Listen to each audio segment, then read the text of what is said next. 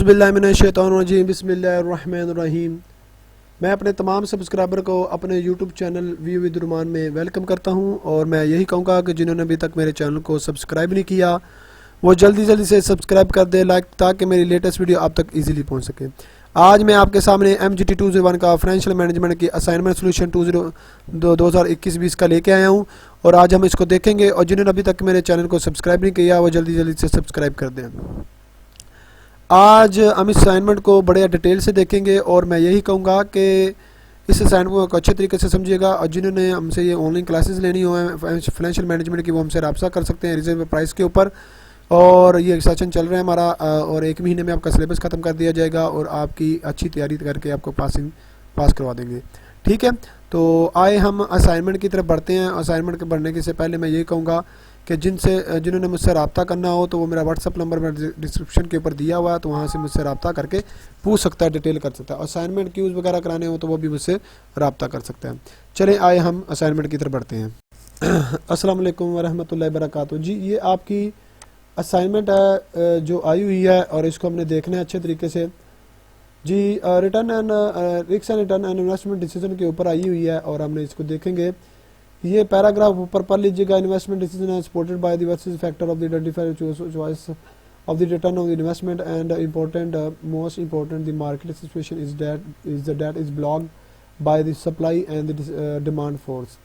The supplies and demand force impact of the reflect of the market price of the securities and guide investor to take rational decision.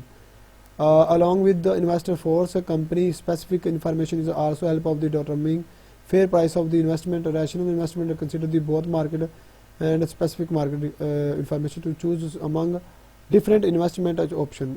Volume of the information is available for these three stock. You have to choose 2 stock of the 3 stock in the constructed in the portfolio. अब इसमें देखिएगा market rate of return 12% ए का, B का 30% और 12.5 सी का दिया हुआ है। बीटा आपका दिया हुआ 0.5, 1.5 और 1 दिया हुआ है। एक्सपेक्टेड नेक्स्ट डिविडेंड दिया 5, 3, 6 दिया हुआ है। कांस्टेंट डिविडेंड रेट आपका दिया हुआ है 4, 6 and rate constant growth rate of the dividend ए का 4 है, बी का 6 है और सी का 2 है। मार्केट प्राइस इसकी मार्केट प्राइस है जो 60 है, 56 है और 7 है।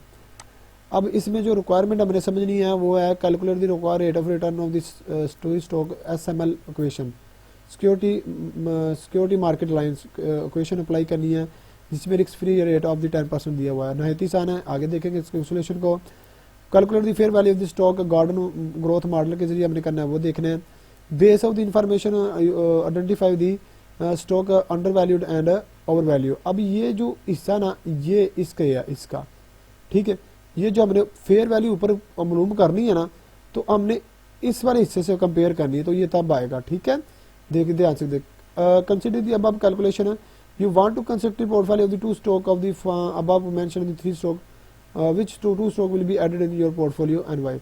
हम इसमें देखिएगा कि हमने इनमें से 2 स्टॉक चूज करने हैं, ए या बी सी में से, कि हमने ये देखना है कि कौन से 2 स्टॉक हम पोर्टफोलियो के लिए चूज करें, तो हमने ये देखना है। ठीक है, चले आए हम इसके सोल्यूशन की तरफ बढ़ते हैं तो आपको इजीली लगेगा।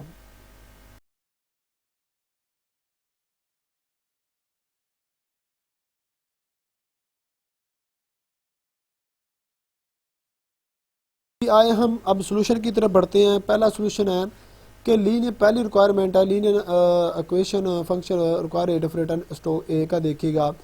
मतलब इसका फार्मूला है आर ए, मतलब रिटर्न आर ए का, और इसमें RRF है मतलब risk free rate plus RM market rate percentage में, ठीक है, और माइनस RFR में से रिस्क फ्री रेट और बीटा ए का। बस इसकी वैल्यू दी हुई है 10% रिस्क फ्री रेट और रिक्वायरमेंट में के साथ दिया हुआ है। 12% RM है जो उसकी क्वेश्चन के ऊपर दिया हुआ है और माइनस 10% है, ठीक है, और बीटा 0.5% है। तो इसको हल कर लीजिए मल्टीप्लाई, पहले इसको हल करना है, जो फिगर आएगी फिर इसको मल्टीप्लाई कर देना है, फिर इसके साथ जमा कर देना। ठीक है, ऐसे ही बी का करना है कि RRF plus RM minus RF BA, मतलब आपका RF 10% है प्लस RM 30% है। बी का सॉरी इधर बी लिख दीजिएगा, ए लिख दिया, सॉरी ए नहीं बी लिखना है। ठीक है, 10% RF है minus 1 point beta A, B का 1.5 है। ठीक है, ये कैलकुलेशन कर लीजिए, जो भी आएगा वो आपके लिए आंसर लिख दीजिएगा। अब देखिएगा लीनियर इक्वेशन में बीटा सी का देख रहे, अब इसमें इधर सी लिख लेना। ठीक है, सी लिख लेना, सॉरी इसमें देखिएगा, इसमें भी आपने सी की वैल्यू लिखनी है, 1.5 नहीं आएगी, 1.5 नहीं आएगी, बीटा सी का लिखिएगा, ठीक है। सॉरी, इसमें गलती हो गई है, 10% है और आर एम 12.5% है, आर एम 10% है, और बीटा इसमें देख लीजिएगा कोई भी आपकी सी की कीमत दी होगी उसमें आपने करना है, ठीक है, देख लीजिएगा, सही है। आगे देखिएगा, कैलकुलेशन खुद कर लीजिएगा, मैं बार बार बता रहा हूँ, ये ए को सी की जगह कर देना, ए को बी की जगह कर देना, इसको ए ही कर देना है, ठीक है। तो बीटा आप देखिए इसका 1.5 है, बीटा इसका सी का कुछ और होगा, देख लीजिएगा, ठीक है। आगे देखते हैं, ये पहली रिक्वायरमेंट हो गई है। दूसरी रिक्वायरमेंट देखिएगा कि आपकी जो पहली requirement, calculate the fair value of the stock, 3 stock का गार्डन वैल्यू में से ए का देखिएगा, fair value is equal to dividend by minus divided by K minus G, मतलब कास्ट इसकी जो रिक्वायर रेट ऑफ रिटर्न को के से किया जाता है और फेयर वैल्यू को पी से किया जाता है। 5 होगा डिविडेंड, उसका 12 आपको मार्केट रेट को रिक्वायर रेट ऑफ रिटर्न और माइनस ग्रोथ करेंगे 4%, तो ये 62.5 आ जाएगी। ऐसे ही आपने बी का करना है, फेयर वैल्यू बी करना है, डिविडेंड 3 है और 13 उसका परसेंट है require rate of return, market require rate और 6% उसका ग्रोथ है, माइनस कर देना, जो भी इसका जवाब आएगा लिख देना।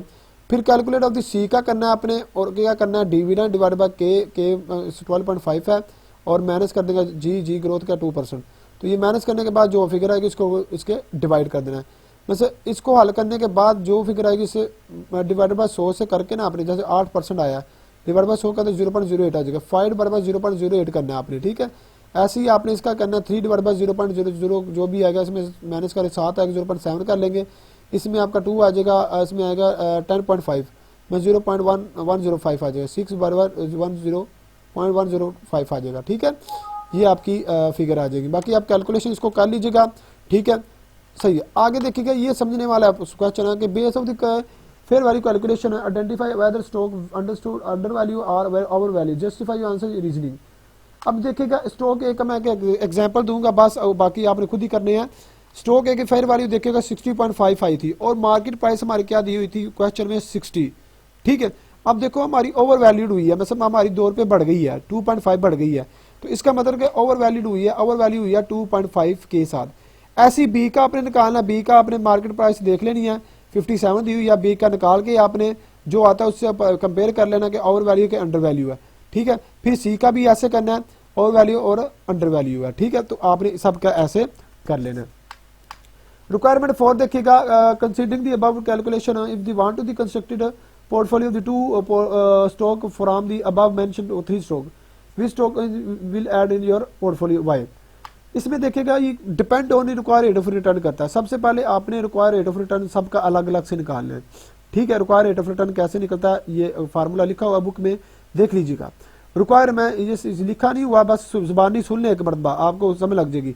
सबसे पहले आपने रिक्वायर रेट ऑफ रिटर्न आपने मालूम करना है। रिक्वायर रेट ऑफ रिटर्न मालूम करने के बाद आपने क्या करना है, जिसमें से जिसका रिटर्न ज्यादा होगा, हाई रिटर्न होगा, उस 2 स्टॉक को हमने पोर्टफोलियो में कंसीडर कर लेना है, ठीक है। कैलकुलेशन इसकी पैदा करनी है, बस ए का रिटर्न 16% है, बी का 17% है, सी का 19% है। अब बी सी का सही है, 17-19% है, इन दोनों को हम कंसीडर करेंगे, पोर्टफोलियो में इंटर कर देंगे। जिसका सबसे ज्यादा अच्छा रिस्क होगा, रिटर्न होगा, उन दोनों को हम इंटर कर लेंगे। तो ये थी आज की असाइनमेंट। मैं यही कहूंगा कि जिन्होंने अभी तक मेरे चैनल को सब्सक्राइब नहीं किया वो जल्दी जल्दी से सब्सक्राइब कर दिए। Thank you so much. अल्लाह हाफिज़।